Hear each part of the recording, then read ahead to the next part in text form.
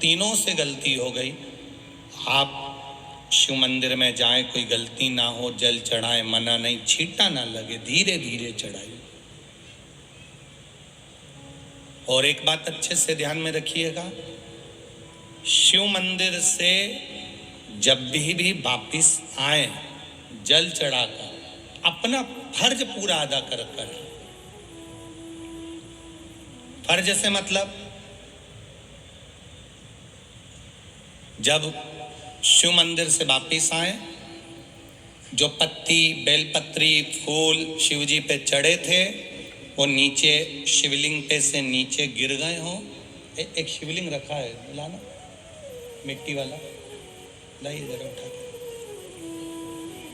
अब छत्तीसगढ़ में कथा चल रही, थोड़ा ध्यान से सुन लोगे एकांतेश्वर शिवलिंग का पूरा वृत्तांत। तो आप लोग जो पशुपति व्रत कर रहे हो या कोई भी उपास करते हो, कई लोग कहते हैं हमने करा नहीं हुआ। क्यों नहीं हुआ? उसमें हमारी गलतियों को हमें छाया। ये देखिए,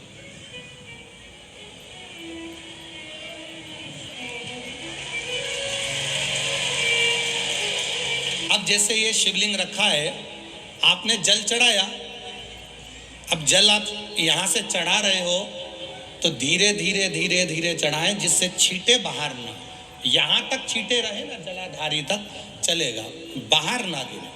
और एक बात का स्मरण रहे,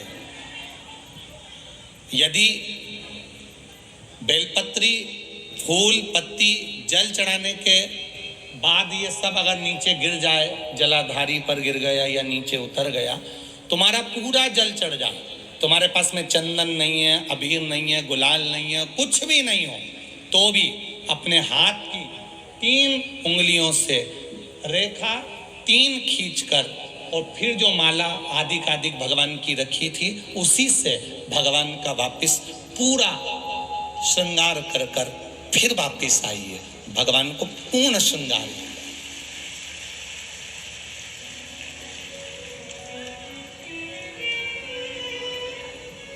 भगवान का पूर्ण श्रृंगार कर कर आइए। कई लोग जल चढ़ाने के बाद में भगवान का जो फूल पत्ती नीचे रखी रहती है, आप, हम ये नहीं कह रहे कि आप अपने घर से लेकर जाओ, आपके पास में कुछ नहीं, 1 लोटा जल चढ़ा, जल चढ़ाया, जो फूल पत्ती नीचे रखी हुई है उसी को उठाकर उसको रखकर उसी फूल से भगवान का खूब सुंदर भगवान का कर कर फिर आइए। क्यों?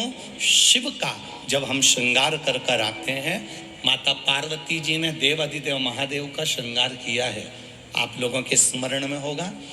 राम जी ने माता जानकी का श्रृंगार किया है। रामचरित सुनिए कथा, रामायण सुनिए, आप लोगों ने रामायण सुनी होगी, तो उसमें माता बैठी हैं शिला के ऊपर और भगवान राम उनका श्रृंगार कर रहे हैं। एक कौवा आता है, वो चोंच मार कर जाता है, ये सारा वृत्तांत आप लोगों ने श्रवण किया है। तो राम जी माता सीता का श्रृंगार करते हैं, भगवान कृष्ण राधा जी का श्रृंगार करते हैं। केवल एक देव अधिदेव महादेव की कथा ऐसी है जिसमें पार्वती जी शिव जी का श्रृंगार करती हैं। शिव का श्रृंगार किस लिए? क्यों?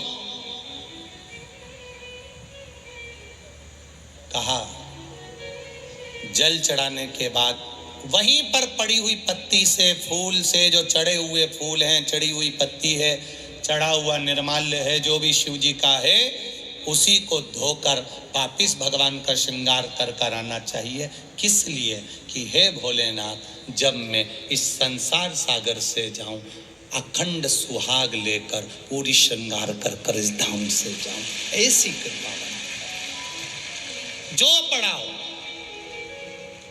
जो पढ़ाओ। चंदन नहीं है, हाथ से चंदन का स्मरण होना चाहिए। नहीं है हमारे पास लगाने को रोली, मौली, चंदन, जो भी आपके पास में है, अबीर गुलाल नहीं, अपने मन का गुलाल लगाइए, अपने मन का हृदय से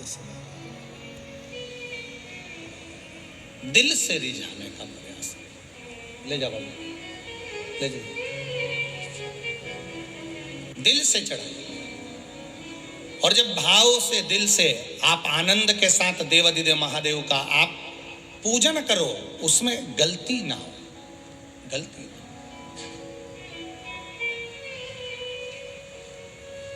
देखिए, पितरों की 3 बेटियों को श्राप लग गया। श्राप क्या लगा? तुम्हें पृथ्वी पर जाना पड़ेगा, मृत्यु लोक में जाना पड़ेगा, और तुम्हें मृत्यु लोक में जन्म लेना पड़ेगा। मृत्यु लोक में जाना पड़ेगा और तुम्हें जन्म लेना पड़ेगा। अब दुख आ गया। पितरों की बेटियां, इन्होंने पूछा हमारा भी कल्याण हो और पितृलोक में जितने पितर आए उनका भी कल्याण हो। जो अधोगति में, जैसे हमारी गति बिगड़ी है, हम अभी युवान अवस्था में हैं, आपको चोट लगी, आपने हमको श्राप दिया, मान लो कोई अधोगति में प्राण छोड़कर चला जाता है, उसका उद्धार कैसे हो? सनकादि ऋषि से पूछ रही, आप कृपा करें, आप दया